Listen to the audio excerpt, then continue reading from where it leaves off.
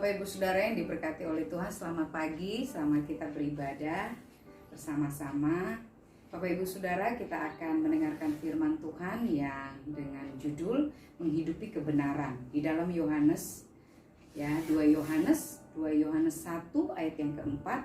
Aku sangat bersuka cita bahwa aku mendapati bahwa separuh dari anak-anakmu hidup dalam kebenaran sesuai dengan perintah yang telah kita terima dari Bapa.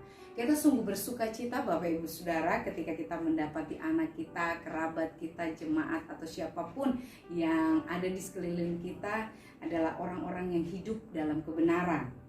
Jika kita menghidupi kebenaran, maka kebenaran itu akan menghidupkan kita, ya. Saya katakan sekali lagi, jika kita hidup di dalam kebenaran, maka kebenaran itu akan menghidupkan kita. Bicara tentang hidup adalah bicara tentang sesuatu yang bergerak. Bicara tentang hidup adalah bicara sesuatu pertumbuhan. Ya, Bapak Ibu Saudara, ketika kita hidup di dalam kebenaran, hidup kita terus akan bergerak, hidup kita terus akan bertumbuh untuk menyelesaikan bagian kita yang Tuhan izinkan untuk kita selesaikan selama kita hidup. Kita ada di dunia ini bukan hanya untuk hidup lalu mati, ya. Jadi sekali lagi saya mau katakan, kita ada di dunia ini bukan hanya untuk hidup lalu mati saja. Tetapi sementara kita hidup yang Tuhan izinkan untuk kita boleh ada di tengah-tengah dunia ini, mari kita isi hidup kita dengan hidup dalam kebenaran dan menghidupi kebenaran itu di dalam kehidupan kita. Jalan hidup yang Tuhan anugerahkan dengan kebenaran menurut standarnya Tuhan, bukan standarnya kita, bukan standar dunia ini, bukan standar orang-orang yang kita katakan orang-orang hebat, orang-orang pintar, ya. Tetapi harus standarnya standar firman Tuhan. Kata hidup dalam bahasa Yunani dibagi dua. Yang pertama zoe, hidup yang bermakna, hidup yang bernilai. Dan yang kedua bios, hidup hanya sekedar hidup saja. Ya, yang itu saya katakan bahwa hidup ya lalu mati, ya, tidak ada makna apapun di dalamnya. Seperti tumbuhan dan hewan, ya Bapak Ibu Saudara. Dan selanjutnya kita akan belajar bagaimana kita bisa hidup di dalam kebenaran.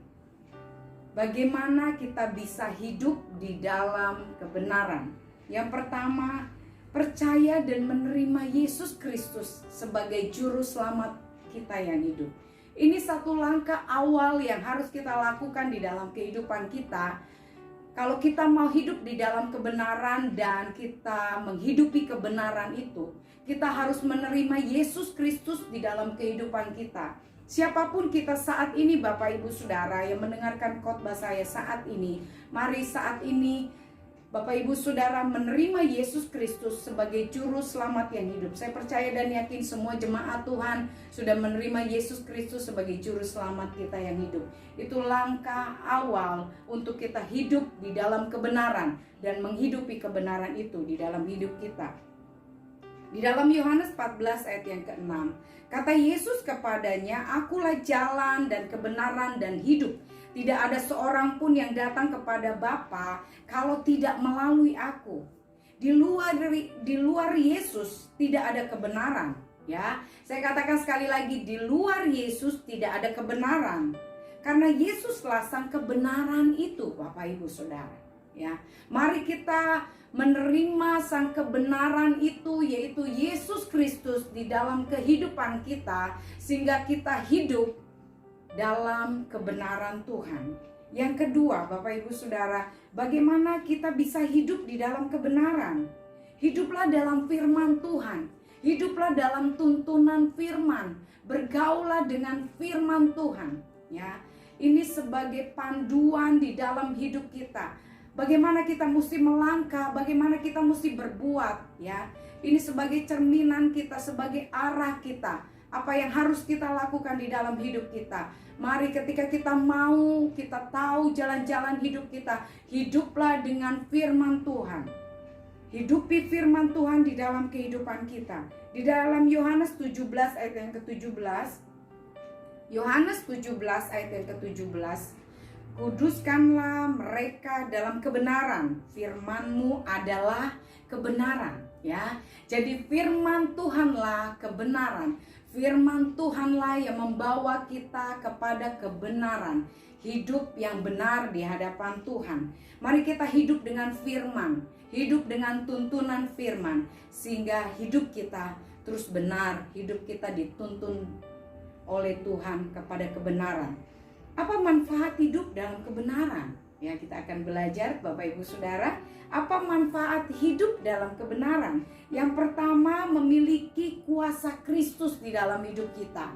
Wow, ini hal yang luar biasa menurut saya. Ini semua orang mendambakan, semua orang suka memiliki kuasa Kristus di dalam kehidupan kita. Sehingga hidup kita bermakna, hidup kita menjadi berkat buat orang-orang di luar sana. Yakobus 5 ayat 16b dikatakan, yuk kita buka bersama. Yakobus 5 ayat 16b, doa orang benar bila dengan yakin didoakan sangat besar kuasanya.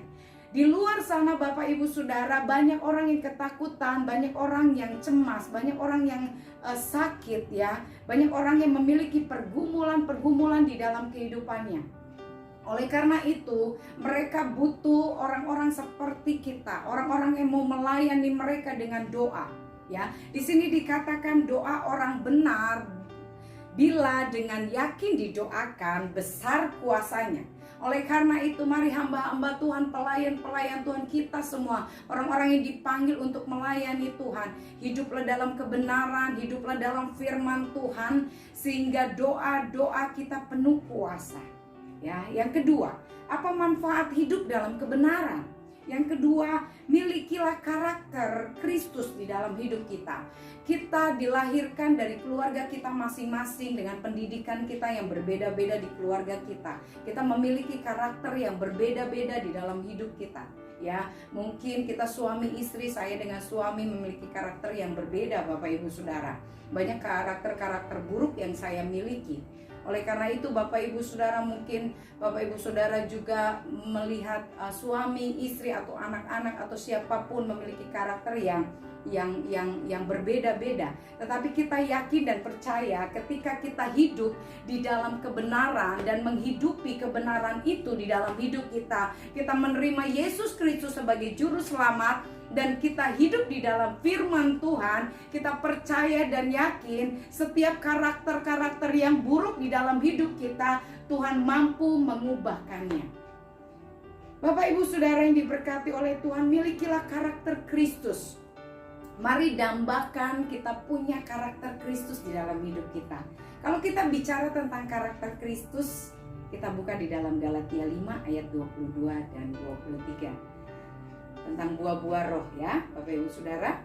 Galatia 5 ayat 22 dan 23. Tetapi buah roh ialah kasih, sukacita, damai sejahtera, kesabaran, kemurahan, kebaikan, kesetiaan, kelemah lembutan, penguasaan diri. Tidak ada hukum yang menentang hal itu, ya. Mari kita miliki buah-buah roh di dalam hidup kita. Marilah kita dambakan, miliki, ya, karakter Kristus di dalam kehidupan kita. Dan yang ketiga Bapak Ibu Saudara, apa manfaat hidup dalam kebenaran? Memiliki kemerdekaan dalam Kristus. Ketika kita hidup di dalam kebenaran, ketika kita menghidupi kebenaran itu di dalam hidup kita, kita memiliki kemerdekaan di dalam Kristus Tuhan. Amin. Bapak Ibu Saudara, ini bicara tentang apa? Kemerdekaan di hal apa aja, ya Bapak Ibu Saudara. Beberapa hari lagi kita akan merayakan hari kemerdekaan bangsa kita Indonesia, ya Bapak Ibu Saudara. Kemerdekaan dari ketakutan, kemerdekaan dari kegelisahan, dari kecemasan kehidupan kita. Saat-saat ini kita mungkin berpikir, kok pandemi belum berakhir. Saya sedang mengalami berbagai hal macam persoalan di dalam kehidupan kita. Mungkin kita katakan itu di dalam kehidupan kita. Dan kita mulai takut, kita mulai cemas, kita mulai ragu. Tuhan, apakah saya bisa melanjutkan kehidupan saya kembali? Tetapi Bapak, Ibu, Saudara, mari kita yakini ketika kita hidup dengan benar, ketika kita menghidupi kebenaran itu di dalam hidup kita, kita menjadi orang-orang yang merdeka dengan ketakutan kita. Kita tidak takut lagi, tidak dilingkupi dengan kecemasan lagi di dalam hidup kita. Karena kita percaya ada Tuhan, ada kuasa Tuhan yang mampu memerdekakan kita. Dia Allah satu-satunya pengharapan di dalam kehidupan kita. Dan selanjutnya, kemerdekaan di hal apa? Ikatan dosa di dalam hidup kita. Baik ikatan dosa masa lalu, masa kini. Dan kita akan menjaga hati, pikiran kita, perbuatan kita, untuk kita tidak jatuh di dosa-dosa di masa depan. Bapak, Ibu, Saudara, mari kita lepaskan setiap hal-hal yang tidak baik dalam hidup kita.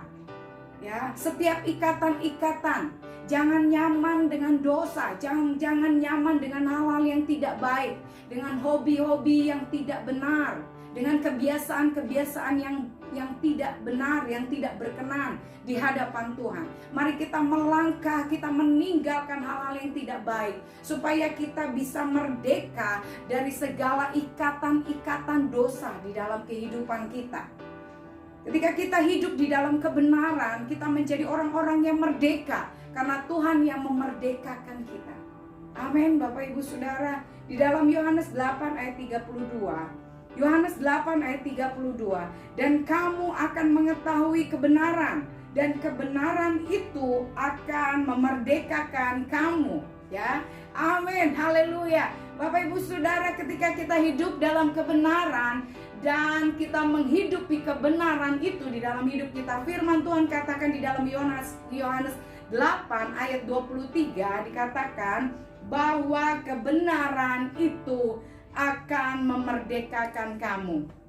Saat ini berapa banyak di antara kita yang belum merdeka, masih diikat dengan ketakutan, masih diikat dengan kecemasan, masih diikat dengan belenggu-belenggu dosa, dengan kenikmatan-kenikmatan yang tidak berkenan di hadapan Tuhan, masih hidup dalam kubangan dosa. Mari kita datang kepada Tuhan, mengatakan bahwa Tuhan, aku mau hidup benar, hidup melakukan apa yang benar dan menghidupi kebenaran itu, sehingga kita menjadi merdeka di hadapan Tuhan.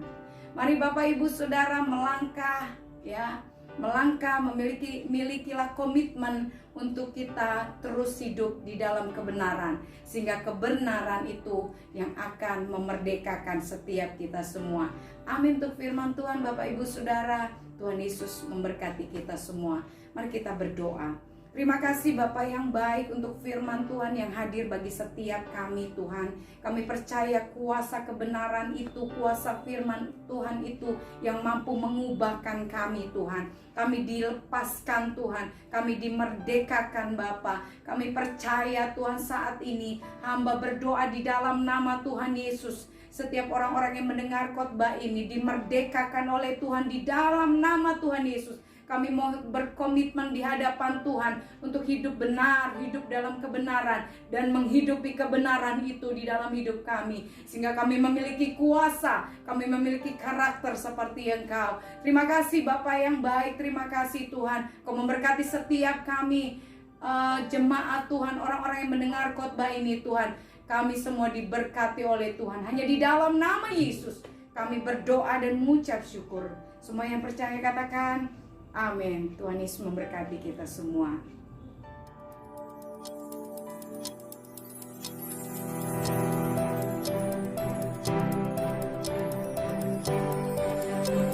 Audio Jungle.